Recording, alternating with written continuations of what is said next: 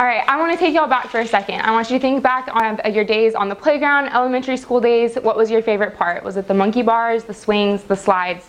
Take a second and think about that. Back then, this is where most of the bullying took place. It was on the playground, kids stealing your lunch money, picking on you. But with the age of the 21st century and new technology constantly developing, we have a new playground. Instagram, Snapchat, Facebook, Twitter, Tumblr, Kick, and the oh-so-infamous Yik Yak has become our new playground, and ladies and gentlemen, we have cyberbullying. My name is Larsen. I'm a senior communications major here at TLU, and as one of the co-founders and coordinators of the Compassion Campaign, I feel confident enough to stand up here and talk to you today about how cyberbullying causes an extreme social disconnect in our community. So I chose ethnographic interviewing to conduct my research, and it's important for y'all to know that my participants were TLU students. All 9 of them came from TLU and had been a cyberbullying victim at some point in their lives. Also, it's important for you to know that throughout the course of my presentation, I have changed all of their names to protect their identities and their confidentiality, because these are some extreme and painful subjects that they disclosed to me.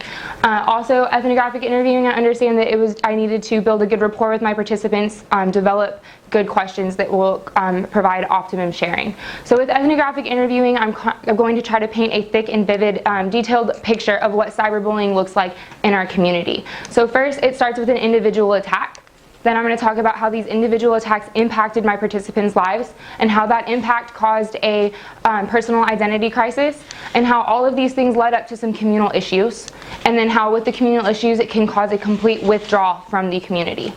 So starting with individual attacks, the individual attacks are perceived as communal, and they look one of 2 ways. They're either anonymous, where the participants did not know who was attacking them, or they knew who their attackers were. First, I'm going to start with Mary, and she said, as an example of an anonymous attack, and she said the tweet basically said it was like a picture, don't know if she's pregnant or just fat. This was posted on the TLU anonymous Twitter that was created in the spring 2015 semester.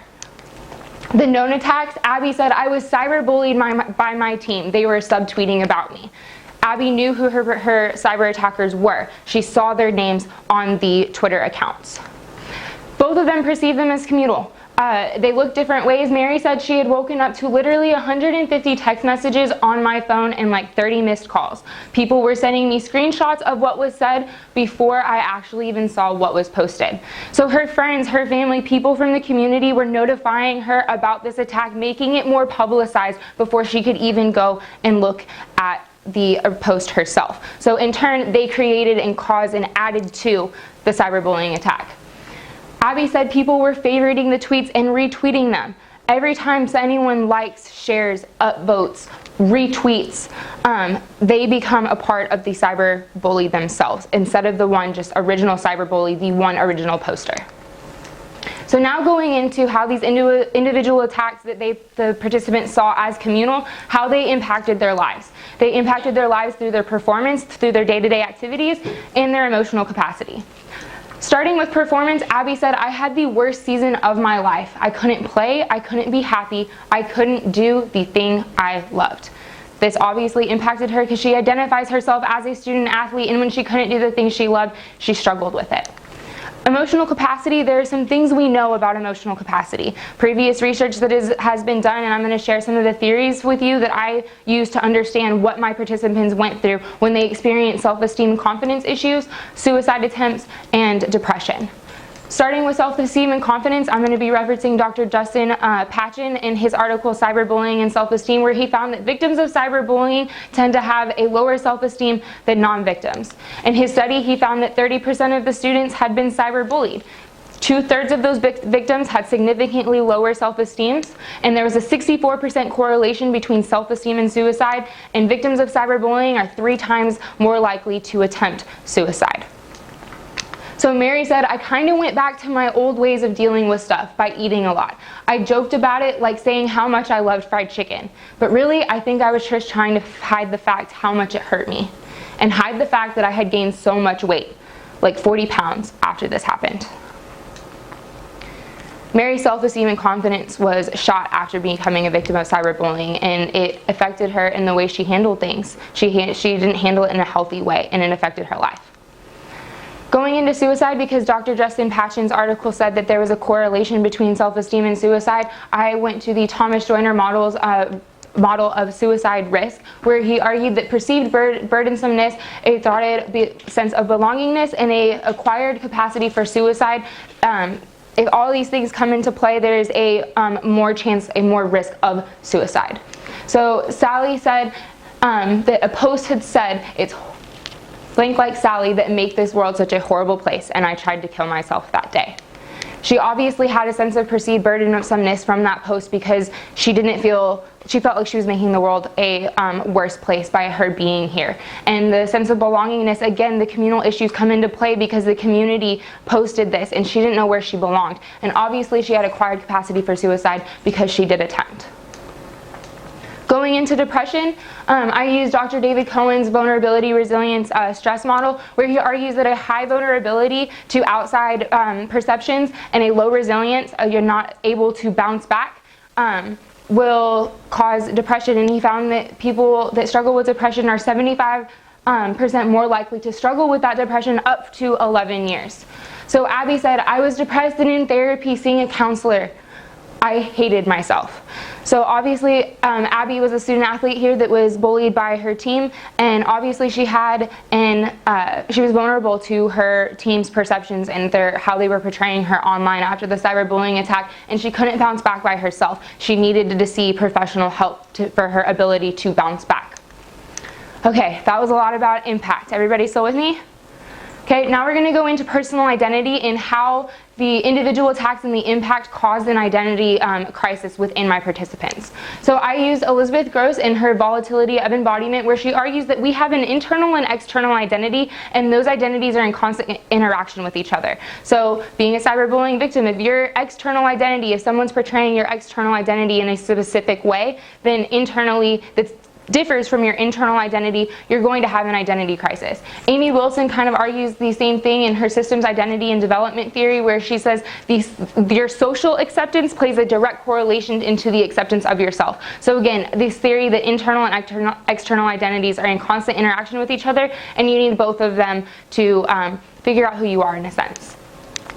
So Sally said, I used her for the suicide example, but she also had pictures that were photoshopped of her and were posted on many different social media accounts. And so this is her description of how cyberbullying affected her identity. She said, "In some way, I think I became the girl in those pictures because that is how my entire community saw me. It became a part of who I was, even though it wasn't really me. What happened back then made me completely lose myself. I think the hardest part of all of this that still affects me today is trying to find myself and convince my community of who I really am, that I am so much more than the girl in those pictures. But that's hard to do when I'm still trying to find out who I really am." All right, and now going into the community issues, because again, the individual attacks, the victims perceived them as communal, so then the impact, again, caused from the community, the personal identity, going back to this conflict between internal and external, and then now community issues, what all of this does and how it affects their position in their community. My participants started fearing the community, not trusting the community. Some of my participants lost all concept of what community really is. They started alienating themselves, or they felt completely alienated by their community. And then some of my participants did choose to report the cyberbullying attacks. So starting off with fear. Abby said, "I think it's scary because it's all the time, anytime someone can bully you now. I'm terrified." The thing with cyberbullying is that it doesn't just happen on the playground anymore. The cyberbullying makes it happen anywhere all the time. It's on your phone, it's on the internet. You can't just turn it off. So that's why Abby says that she's terrified of it. Sally says, it was constant, it was daily. I'm terrified to go out in my community. Going into trust. Mary said, "Because I didn't know who attacked me, I did not trust anyone." Carter says, "I am a much less trusting person now. Not being able to trust has been the most painful side effect of cyberbullying." Abby said, "I trust nobody now. I have really bad freaking trust issues." Rachel said, "There is definitely a group of people that I don't trust, but I don't even know who they are, so I guess in a sense, I don't trust anyone." Sally said, "I do not trust anyone ever. I'm the only person I can count on." And Valerie said, "Cyberbullying has made it really hard for me to trust people." Going into how some of my participants lost all concept of community and what that looks like. Abby said, I don't even feel like our community is even a community anymore. Carter says, community? Screw community altogether. Sally says, haha, what community? I think cyberbullying destroys any sense of community our society has. And Rachel said, I think it's getting ridiculous, especially at a college campus. But the fact that it is even happening in general, our community is disgusting. And then alienation. So like I said, my participants even started either alienating themselves from the community, or they felt completely alienated by their community in the first place. Sally said, I literally wanted to crawl out of my own skin. I felt like I was trapped because no matter where I went, no matter who I talked to, I was waiting for someone to recognize me as the girl from the pictures. I was completely and totally alienated from everyone and everything. And then going into reporting, I'm going to use Mary's interview to support this reporting sense, because she did actually report here at TLU, and this is her perception of it. She said, I went to administration and they pretty much said there was nothing they could do. I would have rather been like, we're going to do everything we can, but instead it was just, there's nothing we can do. I ended up going to campus police, but that was a bust. Nothing really came of it. It just kind of got brushed under the rug. So I made it a big deal because I didn't want it to be brushed under the rug like they were trying to do. Then they actually started trying to make it better, but by that time, I was over them, I didn't trust them, and I didn't want their help anymore. So how all of this can cause a complete withdrawal from the community. Mary said nothing really came of it, it just kind of got brushed under the rug. So that's when I decided I didn't want to be involved in anything on campus anymore. I would rather just kind of get through, graduate, and never have to think about TLU or Seguin ever again.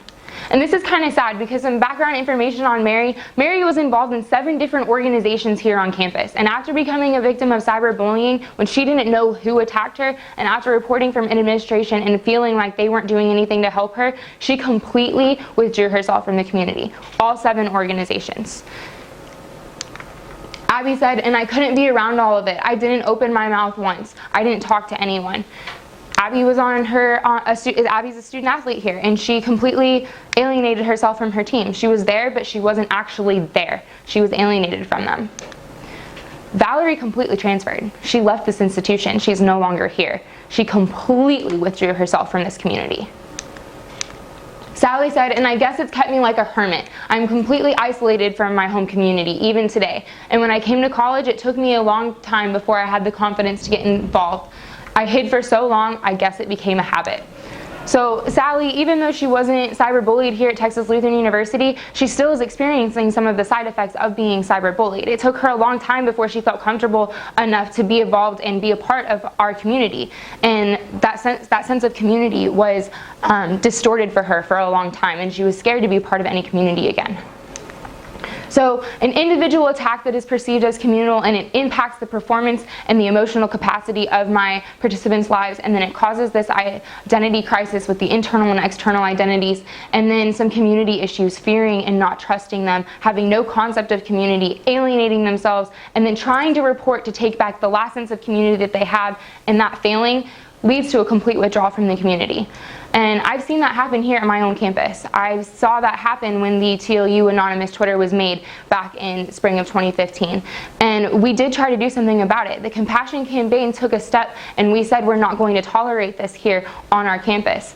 But it didn't work for Mary. Mary still withdrew herself from everything. For other people, for Sally, for Abby, it felt like, hey, this is a sort of sense of empowerment that we're not going to tolerate this. So in a sense it did work, but for other people it didn't.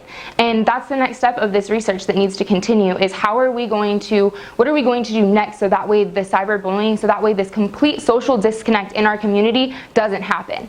We need to do something before it gets to the point of fearing and not trusting the community, before it gets to the point where they completely alienate themselves and they have no concept of community. Thank you, everyone.